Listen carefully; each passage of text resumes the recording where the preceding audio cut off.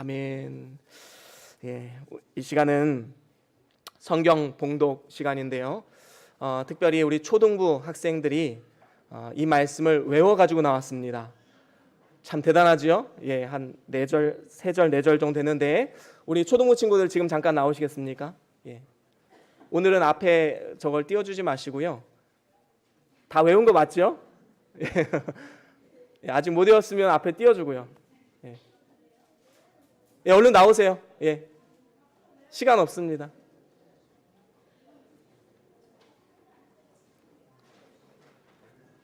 우리 하나님 말씀을 우리 초등부 친구들이 하나님 앞에 봉독해 드리겠습니다.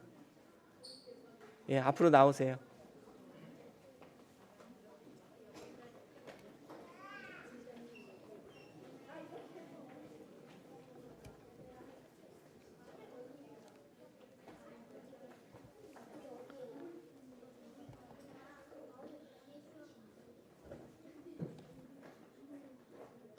자, 다 썼어요?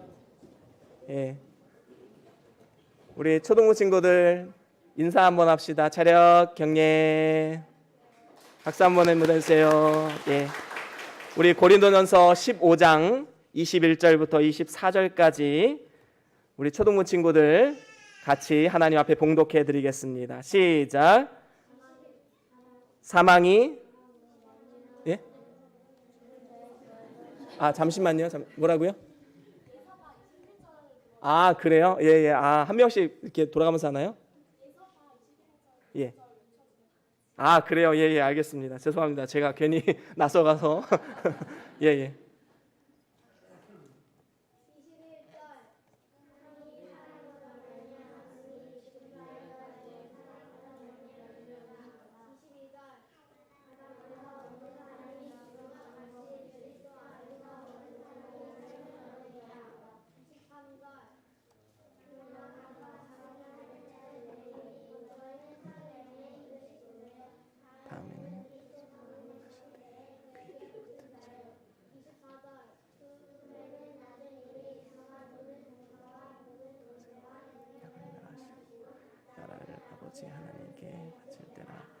아멘. 우리 하나님께 영광의 박수 올려드리겠습니다. 감사합니다.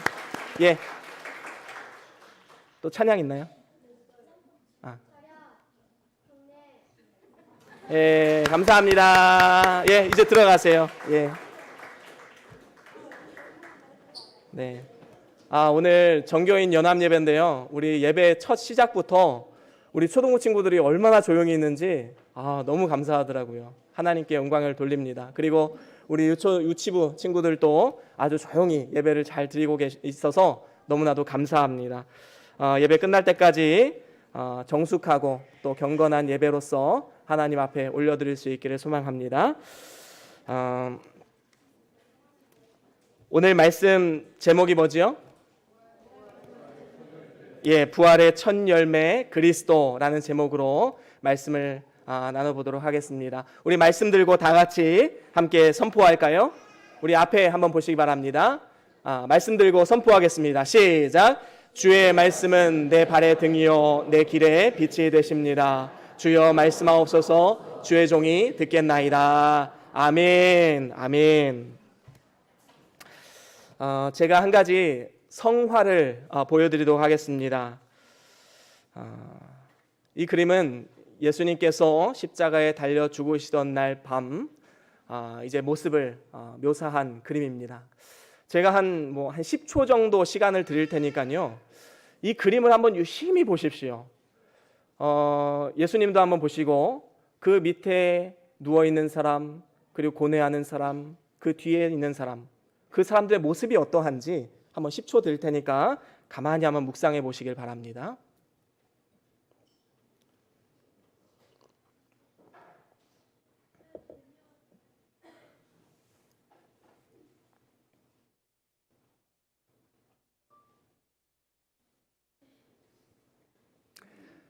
예, 그럼 한번 이야기를 한번 들어볼까요? 우리 초등부 친구들 중에 혹시 이 그림을 보면서 어떤 느낌이 든다, 아니면 어떤 사람에 대한 묘사, 이런 것들을 한번 얘기해 보시길 바랍니다.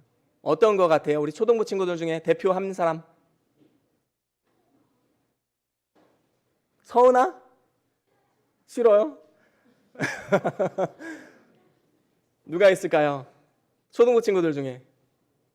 안 되겠네요. 그럼 중고등부 언니 오빠들이, 형님들이 한번 대답해 보시면. 중고등부 회장 누구죠? 정현이? 네, 정현이 어디 있어요? 네, 정현아. 여기 사진 보니까, 그림 보니까 어떤 느낌이 들어요? 솔직하게.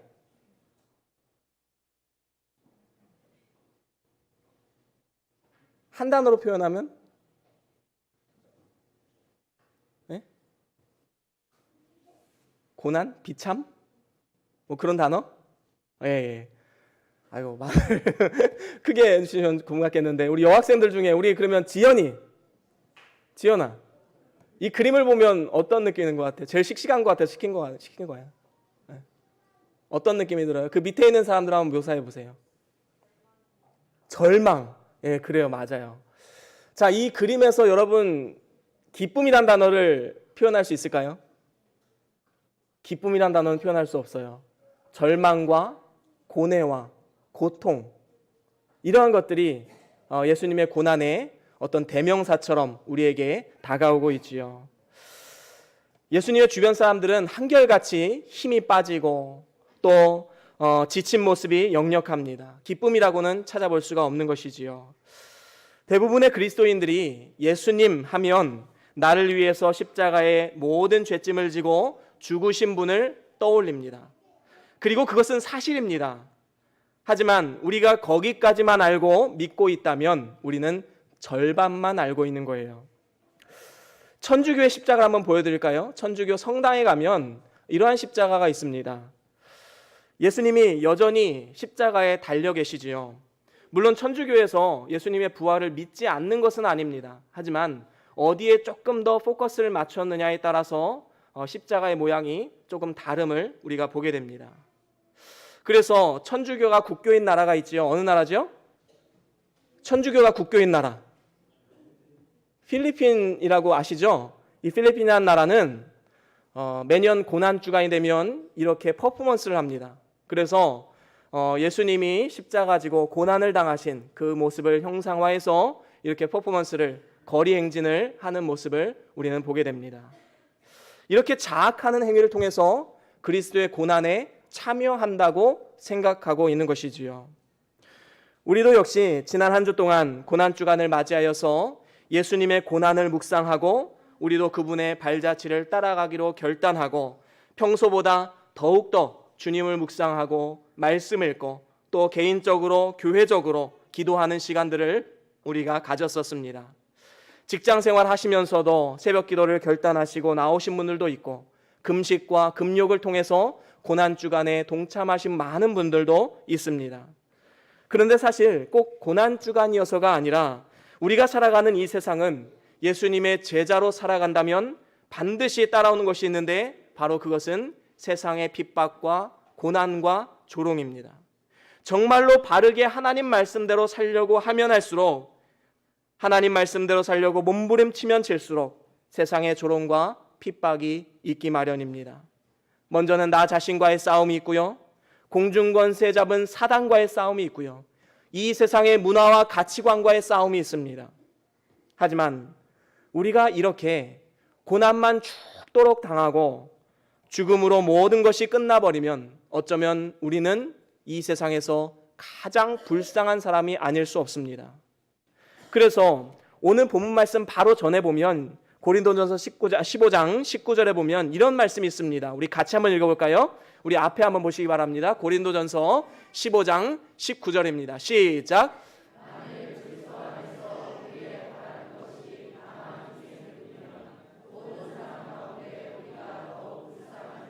그렇습니다.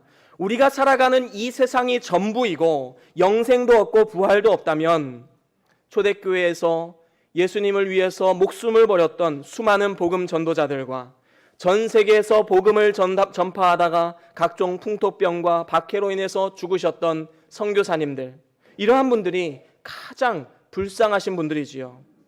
하지만 성경은 절대로 그렇게 이야기하고 있지 않습니다. 우리 그리스도인들은 죽도록 고난만 당하다가 끝나버리는 불행한 인생이 아닙니다. 그렇다면 우리가 이 세상에서 고난 가운데서도 소망을 발견하고 영원한 기쁨과 행복에 동참하기 위해서는 우리가 어떻게 해야 하는가? 오늘 본문 말씀을 쪼리면 이 한 문장이 나옵니다. 우리 같이 한번 크게 읽어보겠습니다. 시작. 부활의 첫 열매 되신 예수 그리스도께. 그렇습니다. 우리는 부활의 첫 열매 되신 예수 그리스도께 붙어있는 삶을 살아가야 마땅한 것입니다. 아까 천주교의 십자가를 보여드렸죠. 이것은 교회의 십자가입니다. 우리 기독교의 십자가이지요. 우리 십자가에는 못 박히신 예수님의 형상이 없습니다. 왜 그렇습니까? 예수님께서는 십자가에 죽으셨지만 그것으로 끝난 것이 아니라 사흘 만에 부활하셨기 때문입니다. 할렐루야. 우리 옆에 분과 이렇게 선포합시다. 예수님 부활하셨습니다. 손을 꼭 붙잡고 우리 이렇게 선포합시다. 예수님 부활하셨습니다. 예수님 부활하셨습니다. 아멘. 아멘. 그렇습니다. 우리 예수님께서 부활하셨습니다. 그래서 오늘 본문 말씀을 통해서 이 부활의 첫 열매 되신 그리스도에 대해서 우리에게 증거하고 있는 것이지요. 그리스도께서 십자가에 못 박혀 죽으신 후에 아리마대 요셉에 의해서 장사 지내고 그의 무덤은 군인들에 의해서 지켜졌습니다. 그 당시의 무덤을 한번 보여드릴까요? 그 예수님 당시의 무덤은 이러한 모습이었습니다. 우리나라의 무덤과는 사뭇 다른 모습이지요. 돌에다가 구멍을 파고 그곳에 시체를 안장하고 그리고 돌문으로 밖을 닫아버리는 이러한 매장 풍습이 있었습니다. 그런데 예수님께서 이 돌에 이제 안장이 되셨는데 3일 만에 이 무덤문을 여시고 예수님께서 부활하신 것입니다. 그 앞을 군인들이 지켰음에도 불구하고 예수님은 무덤문을 여시고 다시 살아나신 것입니다. 그렇습니다. 이러한 예수님의 부활은 사망 권세에서 승리하신 부활입니다. 이 세상에 어떠한 위대한 사람이라도 사망의 권세를 이겨낸 사람은 단 한 사람도 없습니다. 모두가 다 이 땅에 태어났다면 언젠가는 죽음을 맞이하게 되는 것이 세상의 이치이지요. 하지만 오직 예수님만이 사망의 모든 권세를 이기시고 무덤에서 나오신 것입니다. 그래서 어떻게 됩니까? 사람이 한 번 죽는 것이 인생의 끝인 줄 알았던 사람들에게 죽음은 결코 끝이 아니다라는 것을 자신의 삶을 통해서 우리에게 증거해 주신 것입니다. 그리고 다시 살아나신 것입니다. 이렇게 예수님께서 부활의 첫 열매가 되셨다는 것은 모든 잠자는 자들 중에서 첫 번째 부활하신 자요, 그리고 대표성을 가지고 있음을 우리는 분명히 알아야 되는 것입니다. 오늘 본문 말씀 22절을 우리 다 같이 한번 읽어볼까요? 오늘 본문 22절입니다. 우리 다 같이 읽겠습니다. 시작. 아담 안에서 모든 사람이 죽은 것 같이. 그렇습니다. 인류의 대표였던 첫째 아담이 실패해서 모든 사람이 죽음을 맞이했던 것처럼 이제는 둘째 아담이신 예수 그리스도께서 이 땅 가운데 오셔서 그리스도의 승리로 말미암아 그 안에 거하는 모든 사람이 삶을 얻게 되었다라고 말씀하고 있는 것입니다. 그렇습니다. 출애굽 이후에 가나안 땅으로 들어간 이스라엘 백성들은 가나안에서 첫 번째 수확을 하나님 앞에 드렸었지요. 뿐만 아니라 짐승의 초태생도 하나님 앞에 올려드려야만 했습니다. 이렇게 첫 수확, 첫 태생, 이것을 하나님 앞에 드린다라는 것은 아주 특별한 의미가 있는 것이지요. 그것은 대표성의 원리입니다. 자신이 수확한 모든 것, 그리고 자신이 가지고 있는 모든 것이 하나님의 것이다 라는 것을 믿음으로 간증하는 것이지요. 그렇습니다. 첫 것을 주님 앞에 드린다는 것은 그 이후에 나오는 모든 열매들이 하나님의 은혜로 되어진 것이고 하나님께서 책임져 주신다는 믿음의 고백인 것입니다. 우리가 11조의 원리도 마찬가지 아니겠습니까? 우리가 10의 1조를 하나님 앞에 구별되이 드리는 것도 그저 10분의 1만 하나님의 것으로 인정하는 것이 아니라 나머지 10분의 9도 하나님의 것임을 인정하는 것입니다. 그렇기 때문에 나머지 10분의 9도 우리가 허튼 곳에 쓸 수가 없는 것이지요. 하나님께서 이러한 자들의 재물을 지켜주시지 않으시겠습니까?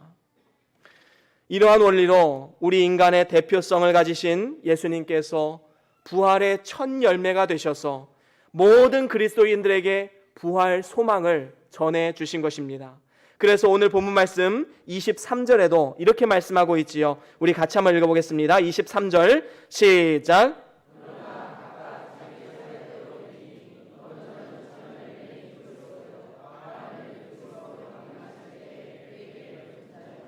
그렇습니다. 먼저는 첫 열매인 그리스도다라고 증거하고 있는 것입니다. 그렇습니다. 그런가 하면 이제는 이 첫 열매 되신 그리스도로 끝나는 것이 끝나는 것인가? 그렇지 않다라는 것이지요.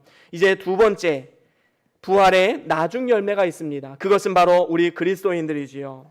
부활의 첫 열매가 그리스도라면 부활의 나중 열매는 그리스도에게 딱 붙어 있는 우리 그리스도인들이다라는 것입니다. 그래서 23절 하반절에도 이렇게 말씀하지요. 다음에는 그리스도의 강림하실 때에 그에게 붙은 자요라고 말씀하고 있습니다. 그렇습니다. 예수 그리스도께서 나의 구주임을 믿음으로 고백하고 내가 그리스도 안에 그리스도가 내 안에 거함을 우리가 믿음으로 고백하는 사람은 예수님이 부활하신 것처럼 우리도 역시 부활하게 될 것을 말씀하고 있는 것입니다. 그렇습니다. 제가 그리스도인을 이야기할 때 자주 드는 비유가 있지요. 자, 이 단어는 크리스찬이라는 단어입니다. 그리스도인이라는 뜻을 가지고 있지요. 그런데 이 크리스찬은 이 두 단어의 합성어입니다. 하나는 그리스도라는 뜻을 가지고 있는 크라이스트, 그리고 뭐뭐 출신의 사람이라는 IAN이라는 단어가 합성이 되어서 크리스찬이라는 단어가 생겨나게 된 것이지요. 근데 저는 이렇게 해석을 합니다. 그리스도께서 이 안에 계신 분. 이거 좀 콩글리시고 어폐가 있는 것이지만 이렇게 이해하면 너무나도 정확합니다. 그리스도가 어디에 있다고요? 이 안에 있는 사람이 바로 누구예요? 그리스도인이다라는 것입니다. 크리스찬이다라는 것이지요. 이 말씀에 대한 성경 구절이 있습니다. 우리 같이 한번 읽어볼까요? 요한복음 15장 4절 5절입니다. 우리 같이 한번 읽어볼까요? 한 목소리로 함께 읽겠습니다. 시작. 내 안에 거하라. 나도 너희 안에 거하리라.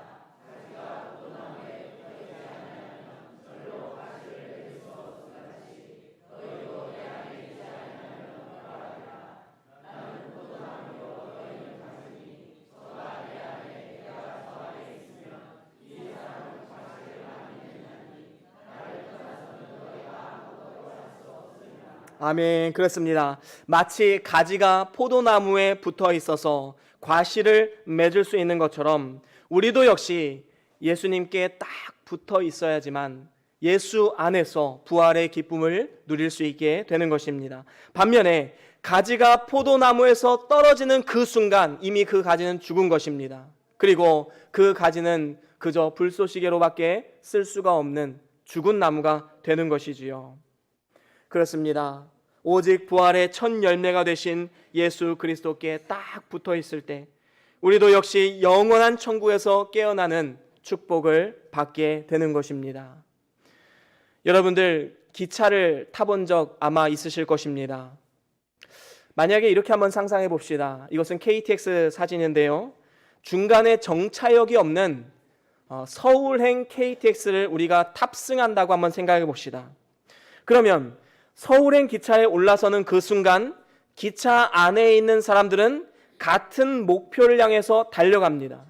내 의지가 어떻든, 내 생각이 어떻든, 역방향으로 앉아있든 순방향으로 앉아있든 아무리 그 안에서 뛰어다니고 뒤로 걸어간다 할지라도 그 기차는 결국에는 서울 목적지로 가게 되어 있는 것입니다. 그리고 그 기차 안에 있는 모든 사람들은 서울역에서 내리게 되는 것입니다. 우리가 예수님께 붙어 있고 그리스도 안에 거한다라는 것은 천국행 기차에 타는 것과 마찬가지입니다. 내가 아무리 안 가려고 발버둥치고 뒤로 가려고 해도 아니면 빨리 가려고 기차 안에서 뛰어간다 할지라도 결국에는 그 목적지인 천국에서 우리는 내리게 되는 것입니다. 물론 믿지 않는 사람들에게도 부활은 있습니다. 하지만 그들의 부활은 심판을 위한 부활인 것이지요. 그래서 오늘 본문 말씀 24절에도 이렇게 말씀합니다. 우리 24절 같이 한번 읽어보겠습니다. 시작. 그 후에는 나중이니 저가 모든 정사와 모든 권세와 능력을 멸하시고. 아멘. 그렇습니다. 모든 정사와 모든 권세와 능력을 다 멸하신다라고 말씀하고 있는 것입니다. 그렇습니다. 결국에는 불신자들과 세상 나라들에 대한 분명한 심판이 있음을 우리에게 분명히 나타내 보여주고 있는 것입니다. 요한복음 5장 29절에 보면 이렇게 말씀하고 있지요. 우리 같이 한번 읽어볼까요? 요한복음 5장 29절입니다. 함께 읽겠습니다. 시작.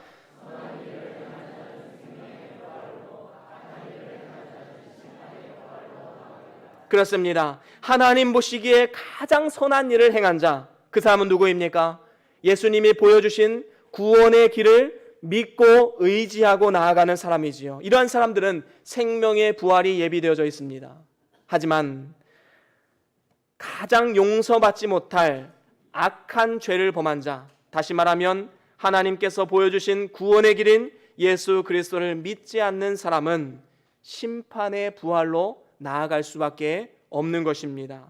그래서 우리는 예수 그리스도를 마음의 구주로 영접하고 그리스도께 붙어있는 자로서 영원한 생명의 부활이 예비된 자로 살아가는 것이 얼마나 기쁘고 감사한 일인지 우리는 날마다 이 은혜를 깊이 묵상하고 감사해야 마땅한 것입니다.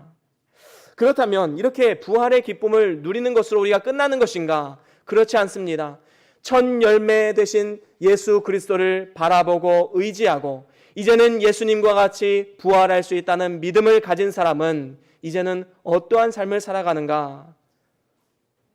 두 가지를 말씀드리고 싶은데요. 한 가지는 예수님으로부터 영양분을 충분히 공급받는 삶을 살아가야 합니다. 우리가 예수님께 붙어 있는다라는 것은 예수님으로부터 계속해서 영양분을 공급받는다라는 것입니다. 마치 시냇가에 심은 나무가 시절을 쫓아서 과실을 맺는 것처럼 그 풍부한 물로부터 영양분을 받아서 과실을 맺는 이 나무와 같이 우리는 예수님으로부터 영양분을 충분히 공급받아야 됩니다. 그래서 우리가 이 자리에 나온 것이 아니겠습니까? 우리가 매 주일마다 수요 예배 때마다 새벽 예배 때마다 주님 앞에 나와 하나님을 예배하고 기도하고 말씀 읽는 이러한 훈련을 하는 이유가 무엇입니까? 이를 통해서 예수님으로부터 귀한 영양분을 공급받고 우리가 영적으로 자라날 수 있기 때문입니다. 그렇기 때문에 우리가 정말로 부활의 기쁨과 소망을 가진 사람이라면 우리는 예배를 사모하고 기도를 사모하고 교회를 사랑하는 마음을 가져야 된다라는 것입니다. 바로 이것이 부활의 소망을 가진 그리스도인들이 살아가야 할 삶의 모습인 것입니다. 그런가 하면 또 한 가지가 있습니다. 그것은 선한 열매를 맺어가는 삶입니다. 우리가 진정으로 예수님께 딱 붙어있는 삶을 살아간다면 이제 우리가 이 땅 가운데 선한 열매들이 맺어져야 됩니다. 이것은 우리가 맺으려고 막 노력해서 맺는 것이 아니라 예수님께 붙어있기 때문에 자연스럽게 맺어야 되는 것이지요. 그것은 갈라디아서 5장 22절에서 23절에 나오는 성령의 열매로 우리가 비유할 수 있습니다. 정말로 부활의 소망을 가진 사람은 이러한 열매들이 맺어져야 되는데 어떻습니까? 우리 9가지 열매를 같이 한번 읽어볼까요? 우리 22절과 23절 우리 같이 읽어보겠습니다. 시작. 오직 성령의 열매는 사랑, 참음과 자비와 양선과 충성과 온유와 절제니 이 같은 것을 금지할 법이 없느니라. 아멘. 그렇습니다. 우리가 영양분을 충분히 공급받으면 이제 열매를 맺어야 되는데 먼저 사랑의 열매를 맺어야 됩니다. 여러분 서로 사랑하십시오. 우리에게는 미워할 수 있는 시간이 없습니다. 서로 사랑하고 아껴주고 섬기는 삶을 살아가야 되지요. 여러분 또한 기뻐하십시오. 희락이라는 것은 기쁨입니다. 주 안에서 기뻐하십시오. 항상 기뻐하십시오. 이것이 우리를 향한 하나님의 뜻입니다. 여러분 화평을 누리십시오. 하나님과의 화평, 이웃과의 화평, 이 자연 만물과의 화평, 그 화평을 이루십시오. 여러분 인내 삶을 사십시오. 오래 참으십시오. 이것이 그리스도의 구속을 이루는 길인 것입니다. 여러분 자비한 마음을 가지십시오. 사람들에게 친절하십시오. 이것이 바로 성령의 열매입니다. 부활의 기쁨을 누리는 자들의 삶의 모습인 것입니다. 여러분, 선한 마음을 가지십시오. 악한 마음을 가지셔도 안 됩니다. 선한 마음으로 다른 사람들을 사랑하고 존중하고 존귀하게 여기는 삶을 살아가야 마땅한 것입니다. 다음으로는 하나님 앞에 충성하십시오. 신실한 마음을 가지고 하나님 앞에 나아가십시오. 이것이 우리가 부활의 기쁨을 누리는 삶의 모습인 것입니다. 온유하십시오. 예수님처럼 자신의 능력을 다해서 다른 사람을 깔아뭉개는 것이 아니라 예수님과 같이 온유하고 겸손하여서 능력이 있음에도 불구하고 그 능력을 사용하지 않고 주의 나라를 위해서 쓰임받는 축복의 사람들 다 되어야 할 것입니다. 마지막으로 절제의 삶을 살아가십시오. 내가 할 수 있다고 다 하는 것은 절제가 아닙니다. 때로는 내가 할 수 있을지라도 때로는 하나님 나라를 위해서 그 일을 하지 않는 것, 바로 이것이 절제의 삶인 것입니다. 그렇습니다. 이러한 9가지 열매의 삶, 우리가 예수 그리스도께 딱 붙어 있으면 이러한 열매들이 자연스럽게 맺히게 되는 것입니다. 사랑하는 우리 변동교회 성도 여러분, 이렇게 부활의 첫 열매가 되신 예수 그리스도께 딱 붙어 있는 삶을 통해서 부활의 소망을 가지고 모든 환경 가운데 넉넉하게 승리의 삶을 살아가시고, 이제는 그리스도 안에서 충분한 영양분을 공급받고 선한 열매들, 성령의 열매들을 함께 맺어가는 저와 여러분들의 삶이 될 수 있기를 주의 이름으로 간절히 축원합니다. 우리 다 같이 오늘 받은 말씀 기억하시면서 우리 잠깐 동안 기도하시겠습니다. 진정으로 부활의 기쁨과 소망이 있는 자의 삶이 어떤 삶인지 우리의 삶을 돌아보고 이 시간 결단하면서 함께 나아가시겠습니다. 잠깐 동안 묵상하시면서 기도